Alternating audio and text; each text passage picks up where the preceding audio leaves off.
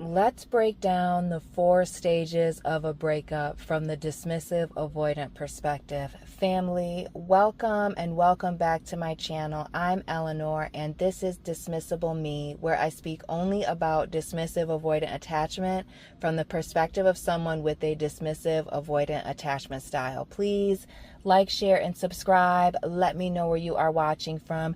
And be sure to check out the playlist and join me on Instagram. All of my links are down below in the description box. And getting right into today's video, the 4 stages of a breakup from the dismissive avoidant perspective.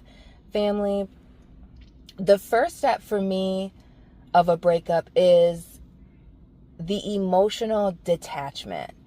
And this happens before the breakup.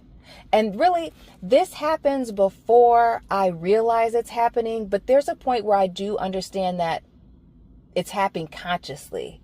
That I am, and at a conscious level, it looks like now I'm increasing the distance. So now I'm seeing you less. I'm making less time for me and you. I'm talking to you less. I'm not calling and texting you as much. Maybe you're used to me talking to you once a day. Now it's only, 2 to 3 times a week. I'm taking more and more time to respond to your text messages or your reels and things that you're sending me. And I'm starting to focus more on myself. So I could just be spending more alone time. Maybe I'm going on longer walks, spending time at the gym, spending more time with family. I'm just finding more excuses to not spend any of the same amount of time or more of my time with you at this point.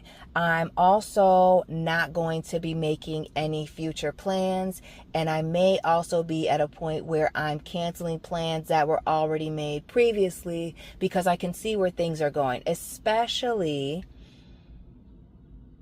if where we're at in the relationship is at a point where things are deteriorating or have deteriorated to where there's a lot of constant conflict and drama. I'm really going to start to cancel previous engagements around that time. The second stage of the breakup for me as someone with a dismissive avoidant attachment style is the justification stage. So first there's the emotional detachment. And while I'm still in the emotional detachment phase, there's still a little bit of hope because it's like I'm detaching, but I'm still in it because I still want to give you the chance to fix things.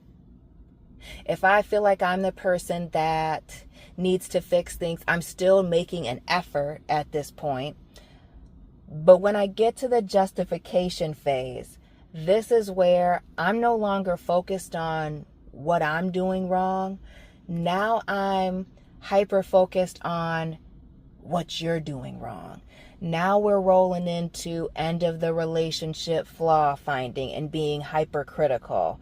I'm focused on your flaws because your flaws justify the reasons for me becoming distant. Your flaws justify the reasons for me becoming emotionally unavailable all of a sudden.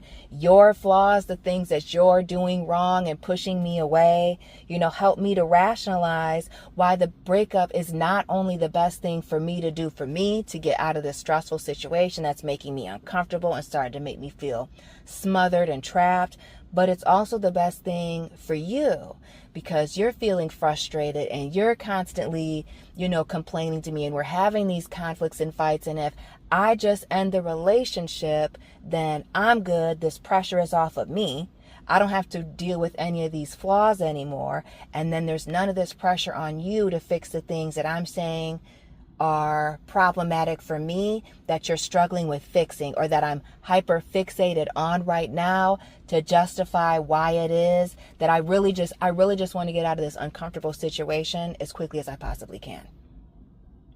The situation is becoming so much that I have to focus on what you're doing wrong instead of just taking a break instead of just taking the break and say, you know what, here's what I'm doing wrong, because it's not that I never go back and look at what I'm doing wrong, but in the thick of it, it's all about you, and what you're doing wrong.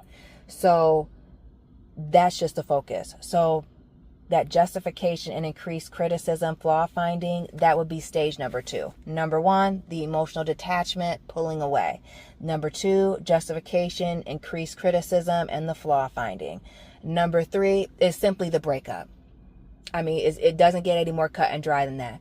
That justification phase, that increased criticism and flaw finding, that is the end.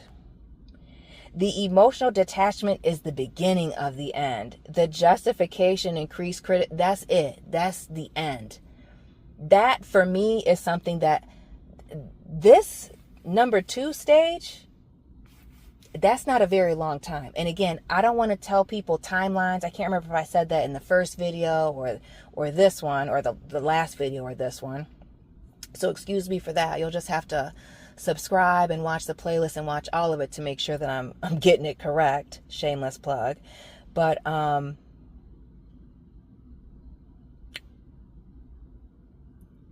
the justification phase is the end. That for me only lasts a very short period of time. It doesn't take me but a week or two to scrounge up enough flaws to know that it's imperative for me to end this relationship for my own emotional health and safety. So 2 easily slides into number 3, and number 3 is just the breakup phase, actually delivering and executing the breakup. And I've already talked about the breakup. I've spoken about it. There's plenty of videos on the Discard. I probably should start a playlist just for that. But the breakup, and while I'm in the justification, increased flaw finding stage, that's when I'm drafting the breakup conversation. That's where that's being built. I may not bring up all of the flaws. I may not bring up a flaw at all during the breakup conversation. But the breakup is justified, and all the reasoning behind it is from that short phase of being hypercritical. Because once the breakup happens and I deliver the breakup, or even if you deliver the breakup because the justification and flaw finding is too much and you feel like you've had enough, because it can get intense. I can definitely be intense when I'm picking people apart. That's a major flaw of mine that I've had to work on, and I openly admit. But once this breakup happens, I'm relieved. A weight has been lifted off of my shoulders, and everything is fine. Everything is now back to normal. So that 4th stage and final stage for me is that immediate relief.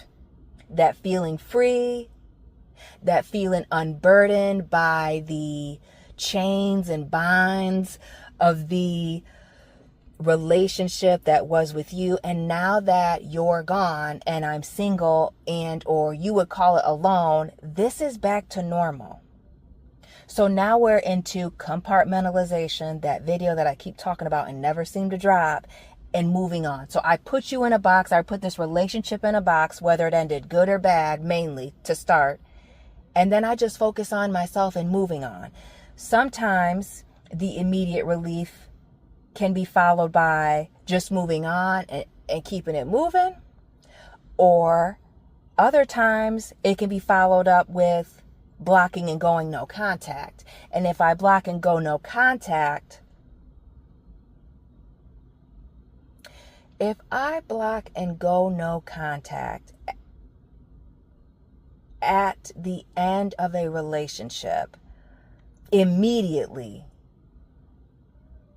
there's 100% chance I'm not coming back anyway, but there's no chance of it ever being anything. We're not going to be friends. There's nothing like that. If I just break up with you and leave you be,